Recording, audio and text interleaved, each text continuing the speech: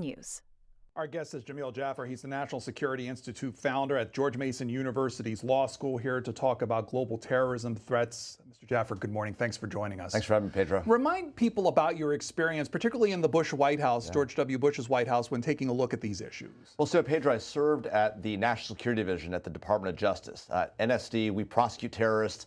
We go after counterterrorism activities, material support of terrorism, and we conduct the surveillance authorized by law that allows us to identify terrorists and other adversaries of the United States. So that's an important part of the work. And then at the end of the Bush administration, I served for about 5-6 months in the Bush White House, working on counterterrorism and national security matters in the White House Counsel's Office for President Bush. When it comes to matters of national security, what's the significance of the assassination of Al-Zahrahiri? Well, look, I think it's a big deal. Obviously, taking out the leader of Al-Qaeda a decade after Osama bin Laden was killed is hugely important. Ayman al-Zawahiri was part and parcel of the 9/11 plot. He was a key planner of it alongside Osama bin Laden. He was his deputy at the time. In 1998, they came together to form the World Islamic Front against Jews and Crusaders. That was the beginning of what became the modern Al-Qaeda movement. It's now become a series of franchises around the globe. People forget we focused so long on ISIS, and now even that has sort of faded from the headlines as we talk about cybersecurity and other issues and the economy. But the reality is that Al-Qaeda and ISIS continue to plot against the United States, continue to desire to kill Americans, including here in the United States, including mass casualty attacks. So taking out the leader of Al-Qaeda is a big deal. It's going to force Al-Qaeda core to go to ground for at least some period of time, and that's a good thing.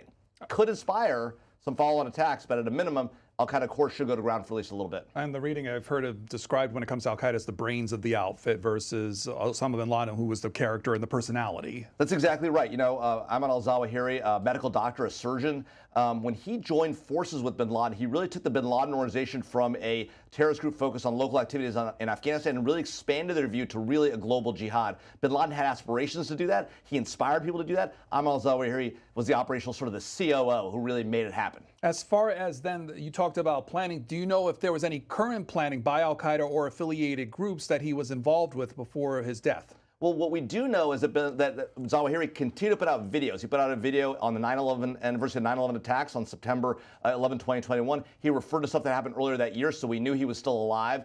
He tried to inspire attacks and said, look, people should undertake attacks wherever they are in the world. If you're there, you're a supporter of ours, begin undertaking attacks now. And then in April of this year, he put out a video talking about, in particular, the Southeast Asia region and the South Asia region and the need for Al-Qaeda operatives to take action there in Pakistan, India, and the like. So we know that he was actively continuing to try to inspire terrorist attacks. Whether, in fact, they were planning large-scale attacks, I'm not aware of any current plotting. But I think that if you look at what the Director of National Intelligence, Avril Hain, has said about the terrorism threat, she makes clear that it remains a major threat, that these groups, Al-Qaeda and ISIS, both continue to plot against the United States. And that what we do know is that with the opening in Afghanistan, with the withdrawal there, and the situation in Syria, that Al-Qaeda has operations and leadership operations in both those locations. How significant was it that he was found in Afghanistan? It's a big deal. I mean, I think it says a couple of things. One, it says that he felt comfortable enough post-Taliban takeover to come to Kabul and live there. Of course, we got him there, so he couldn't have been that comfortable. But the reason he felt so comfortable is that the number 3 in Al-Qaeda, right, after bin Laden, so you had bin Laden, you had Zawahiri, and then more recently, Siraj Haqqani, right, the head of the Haqqani network, was the number 2 to Zawahiri in the Al-Qaeda network. He's actually a member of the Taliban government, Minister of the Interior, right, a key player, runs his own terrorist network, but allied very closely with Al-Qaeda. The fact that we know that Haqqani network members knew he was there, that he was in a house owned by a Haqqani network member, suggests that a member of the Taliban government, if not the overall Taliban government, knew he was there and were protecting him at the time. Our guest will be with us to talk about this recent event, plus the larger issues of global terrorism. If you want to ask him questions, you can call us 202-748-8001 for Republicans, 202-748-8000 for Democrats, and 202-748-8002 for Independents. And if you want to text us questions, you can do that at 202-748-8003. Post on Twitter and on Facebook as well. Let's hear from the president from earlier this week announcing this counterterrorism operation. And since the United States delivered justice to bin Laden 11 years ago, Zawahiri has been a leader of Al-Qaeda, the leader. From hiding, he coordinated Al-Qaeda's branches and all around the world, including setting priorities for providing operational guidance that call for and inspired attacks against U.S. targets.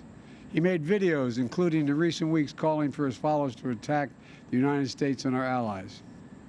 Now, justice has been delivered, and this terrorist leader is no more. People around the world no longer need to fear the vicious and determined killer. The United States continues to demonstrate our resolve and our capacity to defend the American people against those who seek to do us harm. You know, we make it clear again tonight that no matter how long it takes, no matter where you hide, if you are a threat to our people, the United States will find you and take you out. From earlier this week, Jamil, Jaffer, a little bit of what the president said and offer any analysis of that. Well, look, the president is absolutely right that the reach of the United States is long. Our patience is long. No matter if it takes 22 years, we will come, we will find you, we will take you out. That was the message to not just Al-Zahrahiri, who was taken out, but any new leadership that that comes in for Al-Qaeda, right? And to other terrorist groups, ISIS and the like. You cannot attack the United States and get away with it. The president is right to take credit for the successful counterterrorism operation. But we have to remember, this is built on 20 years, intelligence operatives, folks in the Department of Defense, war fighters, right, and leaders who've been watching, trying to identify where is Al-Zahrahiri, how can we find him. The details of how they found him and how they identified him in Kabul are really interesting, something we should talk about. But I think the other big question is, the president said, look, this is a vindication, or at least his advisors afterwards said, this is a vindication of the fact that we don't have to be in Afghanistan to conduct these long, over-the-horizon counterterrorism operations. I think it's a debatable point. I think there's a good discussion to be had about that question, right? Certainly, we were able to take out bin Laden in Pakistan without having operations there. We've done the same thing now in Afghanistan. But does that mean that the overall situation is, are we as safe as we were when we had troops in Afghanistan? That's a very debatable point. I think the president's making that point. We'll see going forward. Human intelligence then probably wasn't existing in Afghanistan. Then talk about the surveillance aspect and eventually the information that was collected in order to order the strike. Yeah, look, I think there's more information coming out now. In the last days, we've seen a little bit of information coming out. We don't have the full picture as yet, but from what we do know is that they identified bin Laden's wife and his children in Kabul. They'd been conducting efforts to avoid surveillance. They know how to do this. They operate in a lot of ways. These terrorist groups now operate in a lot of ways like nation-state spies. They know how to run surveillance detection routes and the like. Nonetheless, they were able to identify the trade craft, identify the wife and the children, realize they were in Kabul, and then start keeping an eye on the house. And what they found was an elderly gentleman, like Osama bin Laden, who didn't leave the house at all.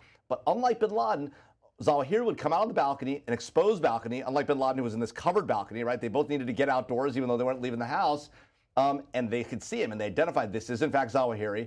So between April and now, they identified him, they keep an eye on him, and they actually developed a pattern of life. When does he come outside? What does he do? How long is he out there? Which allowed them to undertake a very careful precision strike. They didn't need to send the SEAL team in like we did in Abbottabad, right? Here they were able to say, look, he's exposed. We know it's him for sure, right? They were able to brief the president on that. Jake Sullivan got briefed, John Feiner got briefed, and then they briefed the president. And what they ultimately decided to do was to use 2 Hellfire missiles from a U.S. drone and take him out while he stood on the balcony alone, which was a real opportunity for the United States to conduct the operation with a very low risk, and in fact, in this case, no civilian casualties. There's in the USA Today, there's a descriptive, there's some pictures of the Hellfire missile and some of the drones that were used in that. These are commonly known as over-the-horizon approaches to these kind of things. Do you see more of that being used then after this instance? Well, not necessarily, right? You can use drones in a place where you have human operations and humans on the ground and the like. In fact, it's oftentimes more effective because you know exactly what the target is. You don't have to follow them for so long and the like. They're most effective where you have on-the-ground capabilities. But yes, drones can be run. We run our drone operations oftentimes out of the United States, right? Even though they take off and fly from a more local area. And in this case, this was a drone that had missiles on it. We don't know whether the missiles were the explosive variety. We do have these Hellfire missiles that have blades on them that can conduct an operation without exploding. I think the general sense is these were low yield explosives, right? So small explosive devices, a hand grenade. They used 2 of them to ensure he'd be taken out. But at the end of the day, what's important about this operation is it was a successful operation. We did do it without boots on the ground, but it's not clear, because we did that with bin Laden too, that is the ultimate successful future counterterrorism. The president would argue it is, we can, it's proof that we can do this. This is a proof of concept of over-the-horizon operations. I think others are skeptical that without being able to, as you point out, collect intelligence on the ground, know that folks are there, you have more limited capabilities, and will we be able to do this again to the next number 2, the number 3 in Al-Qaeda, the leadership of ISIS as well in Iraq and Syria? Oregon is our first call is from there. Paul is on our independent line from Jamil, Jaffer of George Mason University Law School. Paul, good morning. Thanks for waiting. Go ahead. Yeah, good morning. So I'm watching what you guys are talking about, and I'm not sure what it all means. Well, Paul, look, I think what it means is that we have put Al-Qaeda back on its heels, right? We have once again successfully taken out a key leader. This is something that's been happening now over the last 20 years. We've been taking out the number 3s and the number 2s, some of the key operational leaders for quite a while. That has kept Al-Qaeda on the run. And what that means is it makes it harder for them to plot the kind of large-scale terrorist attacks that we saw on 9/11 with nearly 3,000 Americans killed over the course of a few hours. We've been safe for 20 years because of this constant pressure we've kept up on Al-Qaeda and ISIS. Yes, small-scale attacks have been conducted against the United States, again, here in the United States as well as overseas, but no large-scale attacks. And so if we keep that pressure up, as we have for the last 2 decades, I think we can successfully keep the nation safe. That means, though, is you can't take a victory lap and say, well, we got bin Laden, we got Zawahiri, now it's time to take the foot off the accelerator and we can let it happen. If we do that, Al-Qaeda will regroup. They want to regroup and will seek to conduct large-scale terrorist attacks here in the United States and overseas against Americans and our allies. A viewer off of Twitter makes the comment, I thought we weren't allowed to kill someone for no reason we aren't at war with them. Let me expand on that, saying what gives the authority to the president to do this then? Great question. So in the immediate aftermath of the 9/11 attacks, Congress passed an authorization for the use of military force. It's now been in place for 2 decades. There's a lot of people who say we need to reauthorize that if we're going to continue this fight. Congress needs to take more action, but that remains lawful authority. The president continues to have authority under the 9/11 AUMF that authorizes him to take lethal operations and use any necessary and appropriate force he determines against the people he determines conducted or were involved in harboring or the like planning the attacks. So in this case, Ayman al-Zawahiri, a key leader on 9/11, in the lead up to 9/11, now authorized by Congress, the president was authorized. And of course, the president has independent authority as commander-in-chief to go after people who are threatening the United States. But when you combine that with Congress's authority, as Justice Jackson would say, the president is at the height of his authority. He has his authority and Congress's authority. Yes, an old authorization, but one that remains active, and that's what the president was acting under. Should the authorization be revamped in any way for the modern day that we are in now? You know, it's a great question. There's a lot of debate going on the Hill. Since I was served on the Senate Foreign Relations Committee back in 2013 to 2015 for Senator Bob Corker, we were debating that same question. Could we focus it in on a certain set of groups? Could we focus it on a certain geographic set of areas? Does it need to be worldwide? Does it need to be all terrorist groups? Is it too broad? Is it too open? We were working at the time with folks like Senator Tim Kaine, Senator John McCain at the time, he was still around, Senator Lindsey Graham, Senator Chris Coons. A lot of senators were interested. There's a bipartisan group of folks who wanted to come together to tighten it up, focus it in, and frankly, reauthorize it to make clear to the American public that, in fact, we are still continuing an ongoing fight against terrorism, right, and that we are authorizing it. The challenge has been it was hard to get a large enough group of senators who shared a view. There were some who said we need to keep it expanded broadly. There were some who said we need to put a clock on it, end it after 2 years. And you couldn't find that middle ground, that vital center. And, you know, as things have gotten tougher in politics, whether in national security or the like, I think it's even harder today than it was back, 5-6 years ago to get that deal done. We will hear from Derek. Derek in Washington State, Independent Line. You're on with our guest. Good morning. Yes, this is a call-in show, and you're doing more talking. Now, let me ask you a few questions about when you was serving under the Bush administration. I want to know about the warrantless wiretapping. I want to know about the torture and the black sites. And the Constitution means nothing. You people go to college to be lawyers, and the only thing that matters, the Constitution can be interpreted to mean anything. Abortion was legal, it's illegal. What you are doing, it simply decides what presidency. You will be back in administration, but America, the biggest threat is these domestic terrorism, white racists who are in Washington, D.C., and these representatives. Thank you. Well, Pedro, Derek raises a really important question. Some of the things that happened during the Bush administration as we countered the immediate threat after 9/11 were hotly debated in Congress and in the government. The question of wiretapping and conducting surveillance to protect the nation. We know that the president authorized certain activities in the aftermath of 9/11 attacks called the Stellar Wind Program, where he authorizes surveillance of phone calls into and out of the United States, using with terrorist suspects, the collection of metadata, right? Much of that was authorized by the Foreign Intelligence Surveillance Court in 2004. The president conducted it for 3 years under his own authority. Then in 2004 and again in 2007, the FISA court authorized it. And then, of course, when Edward Snowden engaged in his illegal disclosures, there was a debate in Congress about it. And ultimately, Congress authorized those programs as well in a variety of laws, including the Section 702, the Foreign Intelligence Surveillance Amendments Act, and the USA Freedom Act. They put certain restrictions in, but also authorized those programs. And then when we talk about the detention and interrogation of terror suspects, we know that, again, there the president conducted an operation to capture certain terrorists. Certain high-value detainees were held by the CIA in overseas locations. And there were things conducted where we engaged in what were called enhanced interrogation measures. There are folks that believe that was called torture. President Obama famously said, we tortured some folks. And there was a debate in Congress about that. We tightened up the rules on that, and that's how America operates, right? We look at things, we try to take action to protect our national security, and where the laws need to be modified to authorize or restrict certain things, that's what we do, and that's the nature of a free nation. And then the last point, Pedro, that Derek makes is about domestic terrorism. It's a threat that we clearly understand. We saw what happened on January 6th, the outrageous activities that took place that day. And we know the Justice Department is very focused on that. The National Security Division, where I served under the Bush administration, now led by Matt Olson, has focused in on domestic terrorism, and they're spending some time looking at that. There's a debate. Should this be handled by the Criminal Division in Justice Department? Should it be handled by the National Security Division? How do we deal with aspects of that, deal with politics and free speech? These are really important issues. I think Derek makes a good point. There are issues we should debate and discuss and argue about. That's what makes America a great country. From Adam in Kentucky, Independent Line. Hi. Hi. Good morning. Thanks for taking my call. Derek brought up really my point, which would be, does the AMU under the president extend to domestic terrorism?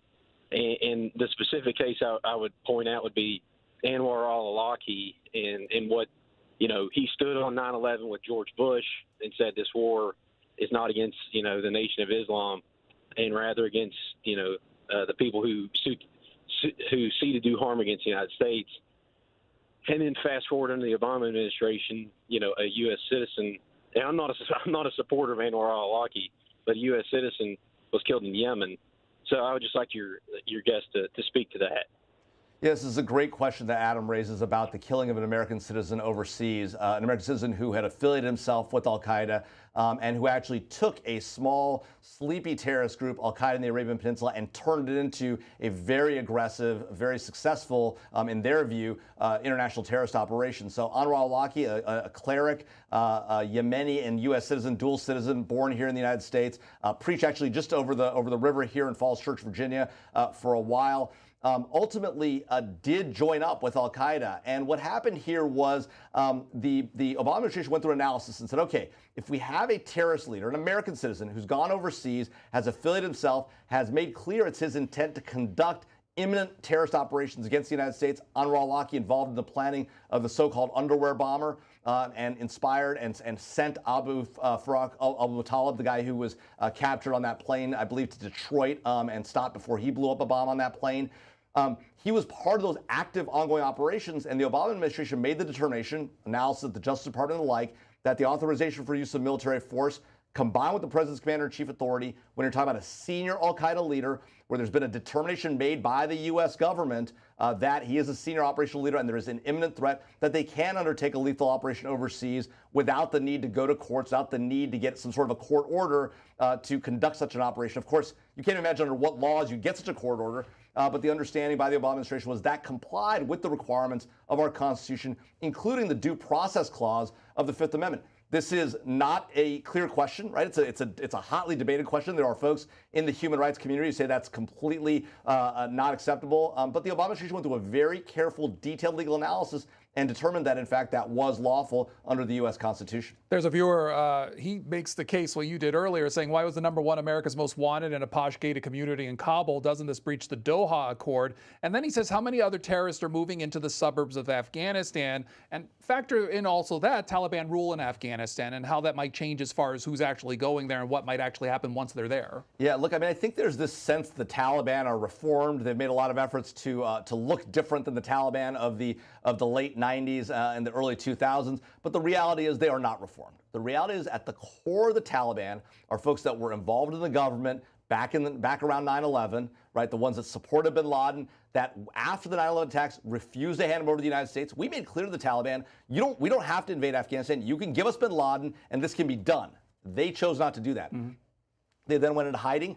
For 20 years, they fought against us, and ultimately, President Trump made a deal with them. President Biden carried out that deal, and now the Taliban, in fact, right before the 20th anniversary of 9/11, came back into power. They now run that government. Their interior minister is the number 2 in Al-Qaeda. Siraj Haqqani runs a brutal terrorist network, the Haqqani network. And so the idea somehow that the terrorists aren't in charge in Afghanistan, they are. They're at the heart of that government. There's no question Zawahiri felt comfortable coming back to Kabul because the Haqqani network is going to protect him. He was wrong, but that was his theory. And the Taliban government is going to protect him. Now, might it come out over the next few weeks and months that the Taliban government helped us identify him? That might come out. I'd be surprised. I'd be very skeptical. They've already breached the Doha Accord in a dozen different ways, including not allowing American citizens, green card holders there to leave during the evacuation. They were not helpful. I was involved directly in the efforts to get Americans out of there. There were Americans who were stopped repeatedly and brutalized by the Taliban. So this idea somehow that they are trustworthy partners, that we can work with them, it's just not true. Unfortunately, they are a terrorist group and they are in charge, unfortunately, in Afghanistan. What does it mean then for security matters in the United States if we've taken a hands-off approach to Afghanistan? I worry that we are more vulnerable today than we ever have been, at least since 9/11, because we're not present there in Afghanistan. We don't have a diplomatic operation. We don't have a military operation. We don't have intelligence operatives on the ground. So while, yes, this was a successful terrorist strike, and the president deserves very strong credit for that, as do our intelligence operators and our defense community, the reality is that I think we are less safe today because of the withdrawal, because the Taliban are in charge, because President Trump made the deal and President Biden carried it out. I fear we're less safe in America here at home today. Jamil Jaffer joining us from George Mason University Law School for this discussion. We will hear from John. John is in Alabama. Democrats line. Go ahead. You're next. Yes, I would like to say that I applaud Ms. Pelosi for going to China, and I think that Americans should get together and be stronger because of China and our Russia, because we need more bombs, more bigger bombs to take out. And that's all I have to say. Thank you. Well, you know, John makes a really important point here, too, I think. Obviously, I think Speaker Pelosi is to be credited for going to Taiwan and standing up to the threats the Chinese made about taking action against her and against our allies in Taiwan. I think, frankly, I wish the Biden administration had been more supportive of her effort to go. Ultimately, they did say she has a right to go and they would protect her. And ultimately, that has proven true. The Chinese did not undertake any of their threats they had planned to do against Speaker Pelosi. So I do applaud her like John does. I think he's right that Americans, on a bipartisan way, Democrats and Republicans, can come together around the very real long-term threat that China poses to our national security, right? We are seeing, unfortunately now, the Chinese conducting live fire exercises there in the Taiwan Straits. That may result in a short-term economic challenge for Taiwan, a blockade of sorts as they conduct these live fire drills. There's a debate now about whether we should try to run that blockade and potentially get into a conflict with the Chinese over this effort to blockade. One side says, look, if you allow this to happen for 3, 4, 5, 6 days, it could happen for weeks and months, and then we're in a real bad situation with our allies there in Taiwan. Others say, look, we made the point. Pelosi went there. She made clear we support the Taiwanese government. And, you know, the Chinese are going to do what they're going to do. We got to let that play out. This is a hard question, and one I think that the White House has to think hard about and has to, if we're going to go to war over Taiwan, whether that's now or later, if the Chinese do invade, the White House, the president, has to convince the American people that it's in our national security interests. I believe it is, but we need leadership in D.C. to make clear to Americans why does it matter to us? What is it about Taiwan, about the democracy there, about our allies there, and about the economic ties that we have to that nation, including with respect to semiconductors, that make it so important to our national and economic security? In Florida, Republican line, James is next. Hi. Hi. I was just calling to find out that I read that Al-Zahrahiri died a couple of years ago. Is that fake news? Or, you know, I mean, it was reported that he had passed away of natural causes. Yeah, we've seen a lot of reports about Zawahiri and bin Laden before him, before we killed him in 2011, about them having died earlier, died of natural causes or internal squabble or the like. In this case, we know that Zawahiri was alive for two reasons. He taped and released videos in 2021 and in April 2022 that referred to activities that had taken place in January 21 and December 2021, respectively. And so we know that at least as of December 2021, he was very much alive, very much able to talk about events taking place, and so he did not die of natural causes a while back. And in this case, with the Biden administration actually having had eyes on him, being able to identify him individually, unlike bin Laden, who we couldn't actually get a good shot of until we actually killed him and they took those pictures of him on the ground, we were able to determine that, in fact, it was Ayman al-Zawahiri that was taken out in this counterterrorism strike. A viewer alludes to that point and writes that we must have intelligence on the ground in Afghanistan. If we didn't, how would we know that bin Laden's wife and children were openly living there and visiting the target's home? Yeah, it's a good question. So one of the ways, at least we know with bin Laden, right? Let's talk about the bin Laden operation. The way we identified Osama bin Laden was we spent years and years trying to track his couriers, people we thought might be associated with him or the like. And the first real sign we got that we might be onto something was the fact that one of his couriers, these two brothers, would travel to a faraway location. They'd take their cell phone batteries out. They'd put them back in when they got to this faraway location in Peshawar, right, far from Abbottabad. They would make phone calls, and one phone call he made was to his mother. And he calls his mother. We were covering his mother's home phone, and he says, "I'm with the folks I used to be with before." Now, we didn't know what that meant, right? But we thought maybe this means he's with bin Laden. So then they follow him, right, with some of our operatives on the ground there. And remember, Abbottabad, northern Pakistan, was not a place we had, a large-scale operation. We didn't have military on the ground there, right? We did have an embassy, of course, and the like. But so we were able to, to get folks to follow him. We follow that car to Abbottabad, see them go to this weird compound with a big gate, sort of unusual for the neighborhood, right? They burned all their trash. They didn't let it outside, right? They were very private. There was at least there were a lot of children and women in the house. There's at least one gentleman that we saw who never left, right? Could he have been a drug smuggler? Could he have been a terrorist? We didn't know. And they did an assessment, and that's how we found bin Laden. I think you can assume that with the similar type of footprint on the ground in Afghanistan, no U.S. embassy, no military on the ground, it probably involves something similar, right? Some sort of signals intelligence, some sort of, allied human intelligence and the like, combining that. What we do know is the Biden White House said they combined multiple streams of intelligence to identify the family, to identify Zawahiri, and then ultimately we actually saw him with cameras from a drone. A little bit about the National Security Institute. What is it? Yeah, great. Thanks for asking. So, National Security Institute is a think tank, an academic center within the George Mason Scalia Law School at George Mason University.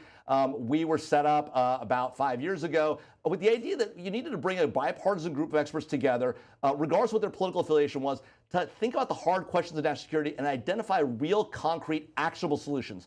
So we generally don't tend to write long law review articles or long academic articles. We write short to the point, bullet point pieces you can give to members of Congress, their staffs and the like, based on deep analysis that allow people to sort of, the idea is you can pick it up in your car on the way to a meeting, read it, get smart on an issue, and have something intelligent to say when you get there and ideas to action. So that's the concept. We've been doing that for about 5 years. It's a great organization, a lot of great smart academics, policymakers. Folks, we sent 5 Senate-confirmed women to the Trump administration. We've already sent 7 Senate-confirmed appointees to the Biden administration. So we're really thrilled about what we've got and continue to build it out. Here is Thomas in Alabama, Republican line for our guest. Go ahead. Good morning. I love your show, and I watch it regularly. My question is, do other countries or organizations have the capability of the drone strikes, and what prevents these other organizations from striking the U.S. or somebody on their list? Tom makes a really important and concerning point, right? We do know that many other nations now, over the last decade or so, have developed drone capabilities, including armed drones. In fact, we know that Turkey has sold drones to the forces in operating in the Ukraine theater in that conflict. And so we know a lot of our allies and a lot of our adversaries have drone capabilities. And so Tom is right that we need to be concerned about drones being used to attack Americans around the globe, including potentially the United States. Now, obviously, we have 2 oceans that protect us from threats in a lot of ways. That makes us feel a lot safer. And then, of course, we have the U.S. Air Force, the U.S. military that patrols our airspace, that keeps an eye on the nation. I think that it's likely that we would be able to identify such threats and take them out. But it's a fair point that now our adversaries and increasingly non-nation state actors like terrorist groups can get access to modern technology, including drone capabilities and the like. We know they have a desire to obtain more asymmetric weapons, cyber capabilities, biological weapons of mass destruction. and drones. They're certainly on that path. They want them. They can get them for some of their allies, including in Iran, North Korea, China, Russia. And so it is a concern about terrorist groups and nation states using drones against Americans for sure. This is Aaron from Indiana, Independent Line. Hey, how you doing? Thank you very much, C-SPAN, and I must offer my apologies right off the bat because I am not certain of the topic that you guys are discussing here. I just woke up and I wanted to make a comment about the unfortunate visit to Taiwan by Nancy Pelosi. One of the greatest environmental commentators and authors of our lives, David Attenborough, warned the UN Security Council last year that climate change is a very, very, very great threat. It's an existential threat for real. He's also remarked that it's a problem that is so big it's going to require transnational cooperation like which we've never seen. And those two players in any such mitigation will be the United States and China. Instead of ramping up these tensions and saber-rattling and ignoring the one China principle, we should be opening scientific, technical, and industrial dialogues with China so that we can unite our strengths and deal with this problem. Thank you. And again, thank you, C-SPAN. Well, you know, Pedro, Aaron makes an important point about climate change and about what Nancy Pelosi's visit to China means. I tend to believe that Nancy Pelosi's visit to China was the right thing to do. It's important to make clear to the Chinese that we support our allies in Taiwan. But this question of whether we should ally with China or face a challenge with China when it comes to these global issues like climate change is an important one. You think about the fact that China is the single largest polluter across the globe. They are using, they're not abiding by a lot of the restrictions that we've agreed to abide by, the Paris Accord and the like. In fact, they're building their economy on the backs of coal-fired power plants and the like. And so the idea that China is a good player in this space or is willing to become a good player when it comes to climate change, I think is hard to imagine. In fact, one of the biggest concerns that we have today about the threats to America is the fact that we're moving to a largely electric vehicle-based economy. We've seen efforts in the National Defense Authorization Act to move our military in that direction also. But at the core of these batteries that run EVs are some of these rare earth components and critical minerals like cobalt, like nickel. China's made an effort to try and secure the market on that. We have very few domestic sources for these minerals. And so it's really important that we find a way to make ourselves independent, whether it's domestically or working with allies to get those capabilities, because if we're going to make that green transition, including through electric vehicles, we've got to be independent of China, which is not a good actor. They can cut us off from that supply of batteries right away and force us not just to buy batteries and battery materials, but actually buy entire cars from them. That changes the world economy in a fundamental way, and I think we've got to be very careful of that. We're very reliant on China today. The idea that we're going to disconnect from their economy, that's not realistic. In fact, there's a lot of reasons why that actually might prevent us from going to a hot war. But the fact of the matter is they don't share our worldview.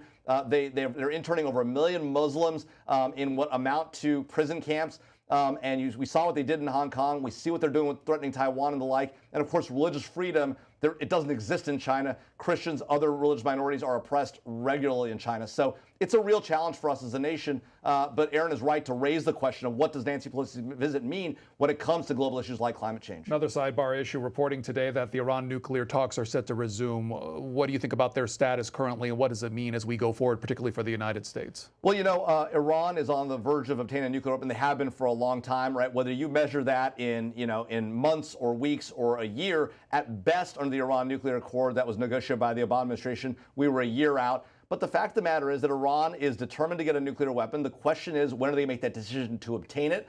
I think the Iran nuclear deal was not particularly well-founded. Congress, in fact, voted on legislation that allowed Congress to vote on the nuclear deal. It was opposed by bipartisan majorities in both houses. So we knew the Iran nuclear deal didn't have the support of the American people's representatives in Congress. And so when President Trump came in, he ultimately left that deal. President Biden's been trying to get back into it to extend that time frame. The question is, can you extend the deal far enough to make it worth it? Can you get the right kind of provisions in to make it worth it? And will the Iranians do a deal now at this point? That's what I think the Biden administration has been challenged with. I think they're to be credited for not getting back into what was ultimately just a bad deal. There was some talk about going right back into the old deal. They haven't done that. I think that's the right thing. The problem is the Iranians know they have us over something of a barrel, right? And the question becomes, is there a middle ground to be found there or not?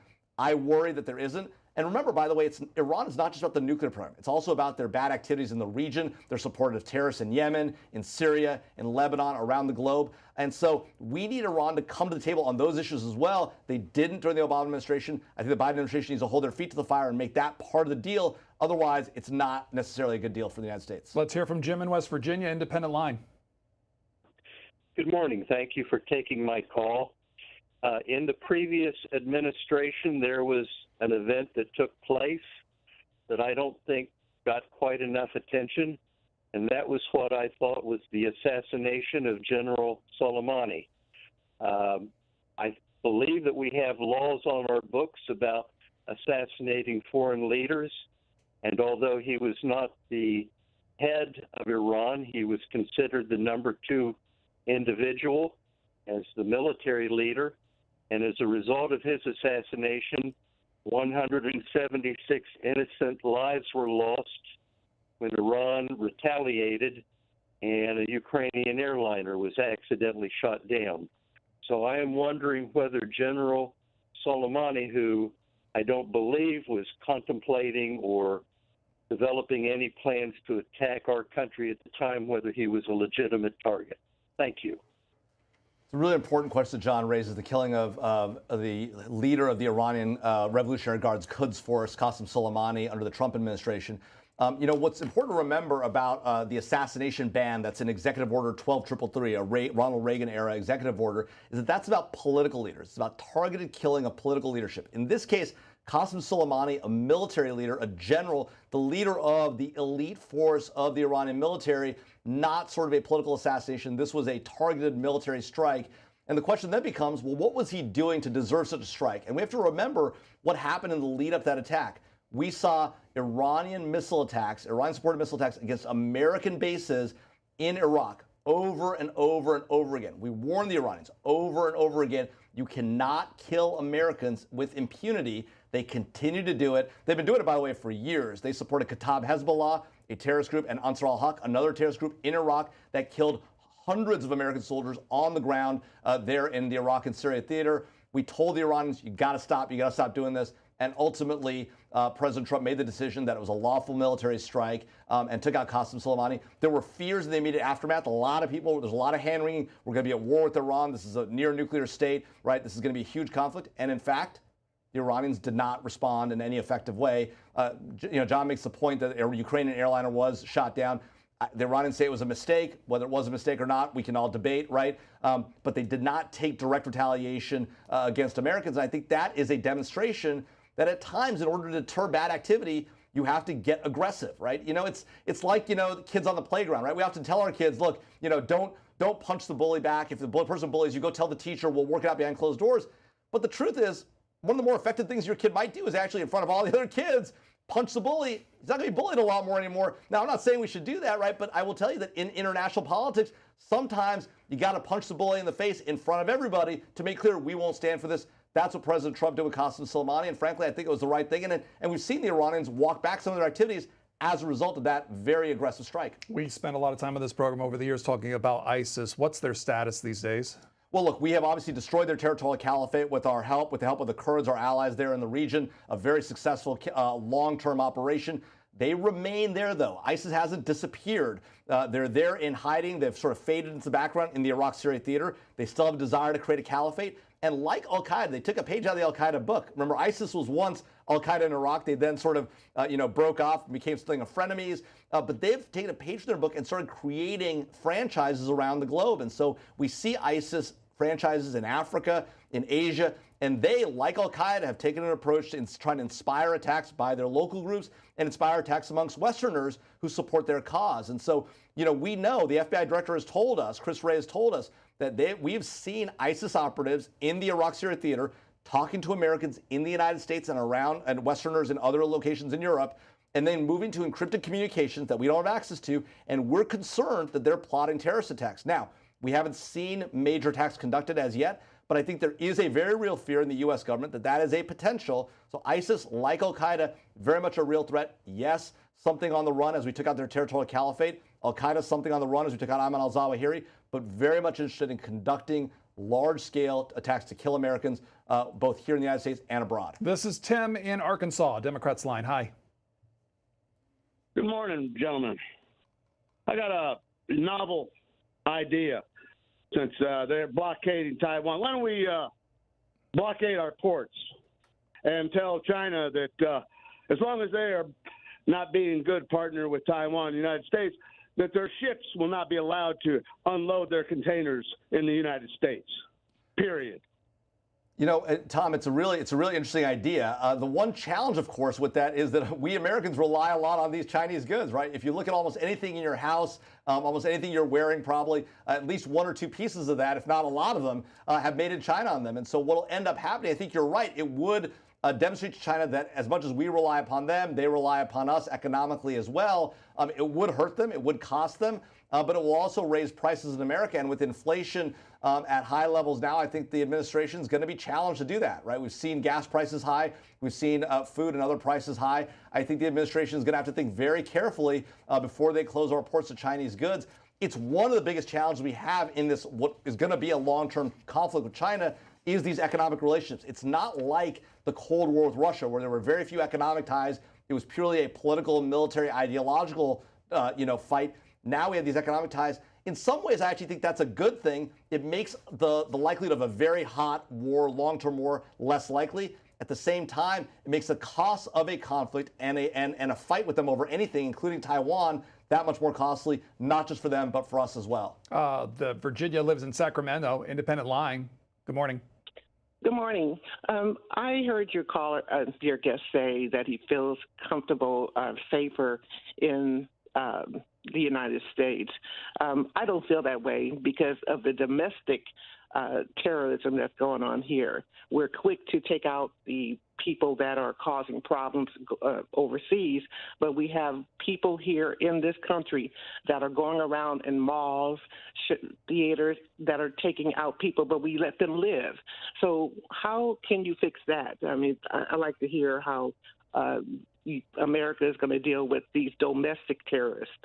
Yeah, Virginia is a really good point, and it's something we've got to get a hold on, right? We can't have Americans walking into schools and malls and killing other Americans. We've got to take aggressive action against it. The Justice Department and the Biden administration has taken a strong stance. They're looking at how to prosecute these crimes, how to identify these folks, and put them in jail for a long time. Of course, we're not going to, nor should we, conduct counterterrorism type operations in the United States, right?